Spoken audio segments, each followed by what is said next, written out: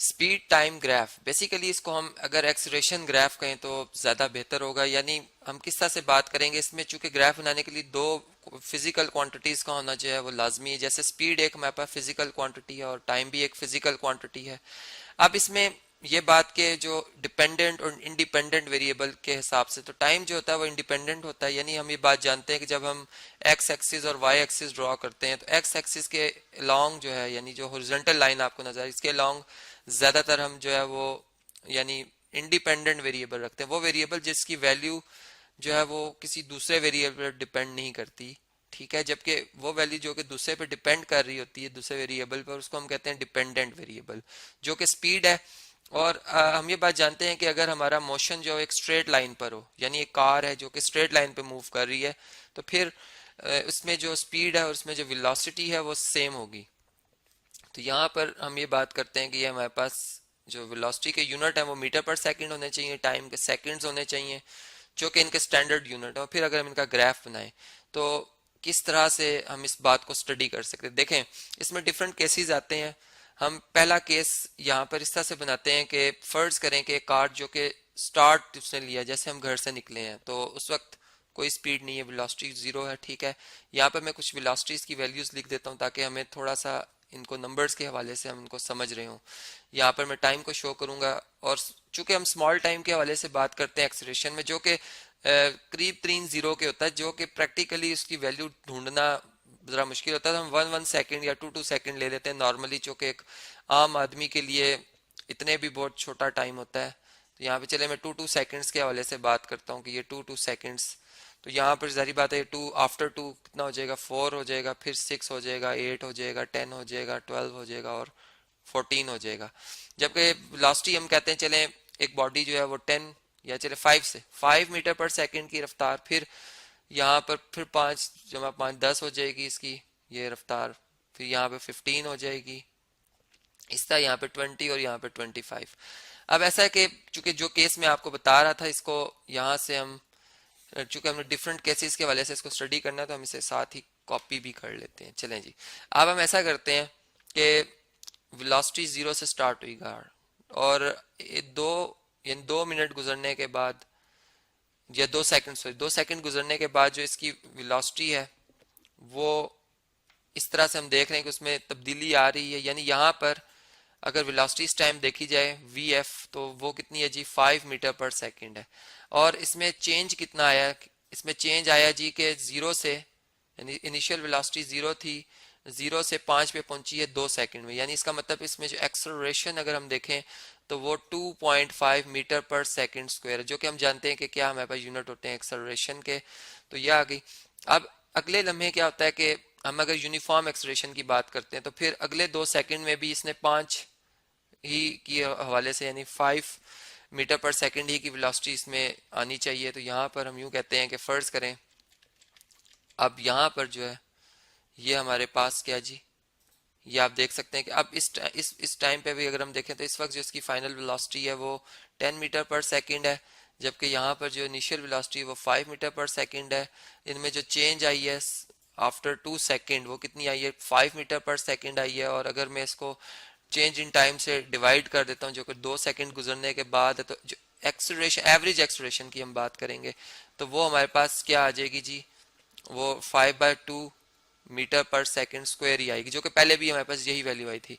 तो इस तरह से हमने बात समझी कि जब एक ग्राफ बनाया जाता है स्पीड और टाइम के हवाले से, और उसमें एक स्ट्रेट इस तरह से लाइन जो कि कोई भी एंगल एक्स एक्सिस के साथ बनाती हुई इस तरह से ड्रॉ होगी, तो वो यूनिफॉर्म एक्सेलरेशन को जो है वो रिप्रेजेंट करी। लेकिन एक अलग बात है कि इसमें जो अभी ये येलो लाइन है, ये एक्सेलरेशन को, जिस एक्सेलरेशन यूनिफॉर्म एक्सेलरेशन को ये रिप्रेजेंट कर रही है, उसकी निस्बत अगर ये ग्रीन लाइन में रिप्रेजेंट कर रहा हूँ, ये बिल्कुल इस तरह से स्ट्रेट आएगी, जिस स्केल की मदद से बिल्कुल स्ट्रेट आएगी, ये भी यूनिफॉर्म एक्सेलरेशन। लेकिन ये उसकी निस्बत इसमें जो वेलोसिटी में तब्दीली आ रही है टाइम के वाले से वो बहुत ज़्यादा आ रही है। यानी ये हम ये कह सकते हैं कि एक जैसे एरोप्लेन और एक कार में जो एक्सेलरेशन में फ़र्क होता है वाज़े नज़र आता है, कैसे एकदम स्पीड टाइम के हिसाब से बहुत मल्टीपल बढ़ रही होती है। और इसी तरह अगर एक आम आदमी जो चल रहा होता है या एक आम साइकिल जो चल रही होती है उसमें भी एक्सेलरेशन प्रोड्यूस हो जाती है, लेकिन वो बड़ी स्लोली स्लोली उसमें इंक्रीज आ रहा होता है। यूनिफॉर्म एक्सेलरेशन की भी हम बात चूंकि साथ कर रहे हैं तो इसको भी जहन में रखना है कि एक जैसी चेंज आ रही है वेलोसिटी में एक जैसे टाइम के बाद।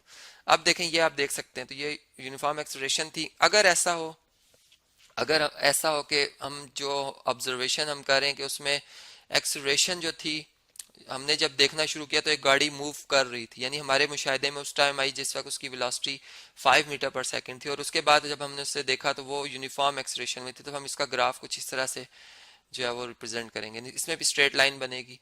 फिर इसमें भी दो तीन बातें कि वो किस तरह से यूनिफॉर्म मोशन में बहुत तेजी से यूनिफॉर्म मोशन को इख्तियार किए हुए है या स्लोली स्लोली यूनिफॉर्म मोशन के हवाले से वो चल रही है। तो ये फिर इस तरह का ग्राफ बनेगा।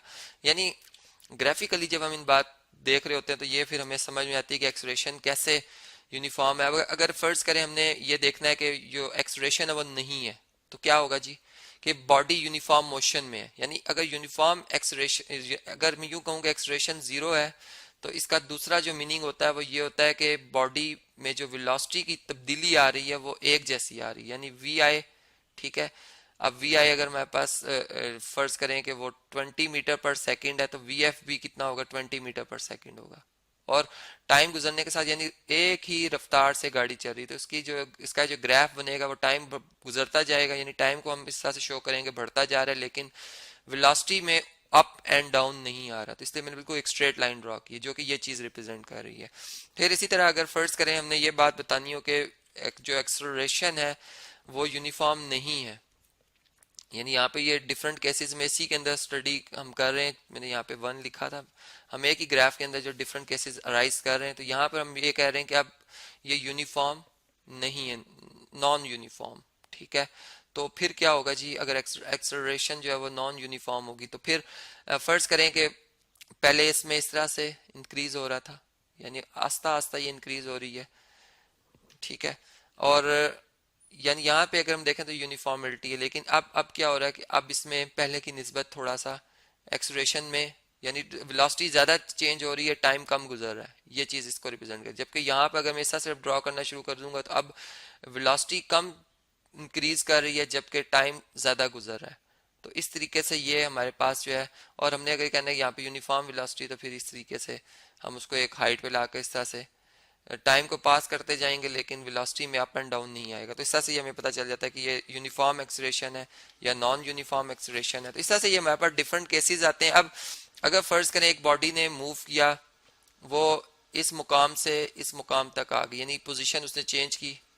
इसकी इनिशियल वेलोसिटी मैं कहता हूँ जी वी आई है, इधर है इसकी फाइनल वेलोसिटी वी एफ, और जो यहाँ तक पहुंचने में टाइम अगर मैं मेजर करना है तो मैं इस पॉइंट से बी पॉइंट से परपेंडिकुलर थ्रो करूंगा एक्स एक्सिस पे, वो जिस पॉइंट पे आके इसको हिट करेगा, फर्स्ट करें वो 11 सेकंड, तो ये टी इसमें 11 आ जाएगा। ठीक है, अब हम ये देखते हैं कि अगर हमने ग्राफिकली देखना हो कि इस बॉडी ने कितना डिस्टेंस कवर किया है, तो इसके लिए हम क्या करेंगे कि ये जो हमारे पास ट्राइंगल बन रही है, ये बेसिकली इसमें इसके मोशन के अंडर जो इसने ग्राफ एरिया कवर किया, ये उसको रिप्रेजेंट करिए। यानी इसमें एस जो होगा वो बेसिकली एरिया ऑफ ट्राइंगल होगा, जो कि जहाँ पे मैं लिख भी देता हूँ एरिया ऑफ ट्राइंगल होगा। और ट्राइंगल जो हमारे पास बन रही है, इसको अगर ओ पॉइंट का है, इसको ए का है और इसको बी का है, तो फिर ओ ए बी जो हमारे पास ट्राइंगल बन रही है, और राइट एंगल ट्राइंगल है।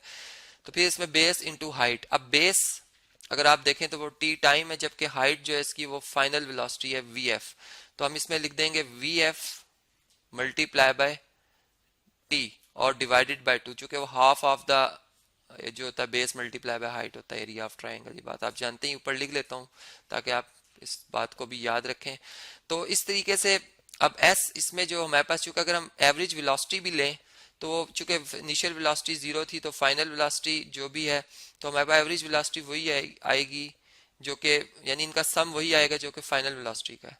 ठीक है, तो एस इक्वल टू, यहाँ से हम 2s इक्वल टू लिख सकते हैं वी एफ इंटू टी। यानी अगर हमने अब इस इक्वेशन से अगर डिस्टेंस निकालना है तो डिस्टेंस भी मेजर कर सकते हैं, अगर हमने फर्ज करें फाइनल वेलोसिटी मेजर करनी है वो भी कर सकते हैं। यानी अगर तीन वेरिएबल हो तो दो उनमें से क्वांटिटीज की वैल्यू पता होनी चाहिए, तीसरी आप फाइंड कर सकते हैं। अब देखिए फर्ज करें इसमें हमने डिस्टेंस ही निकालना है, फर्ज करें फाइनल वेलोसिटी 25 मीटर पर सेकेंड ही है, तो यहाँ पर 25 लिखेंगे हम मीटर पर सेकंड, टाइम कितना लगा था 11 डिवाइडेड बाय 2, तो ये जो वैल्यू आएगी ये मीटर्स में इसका आंसर आ जाएगा। तो इस तरह से आप डिस्टेंस भी मेजर कर सकते हैं।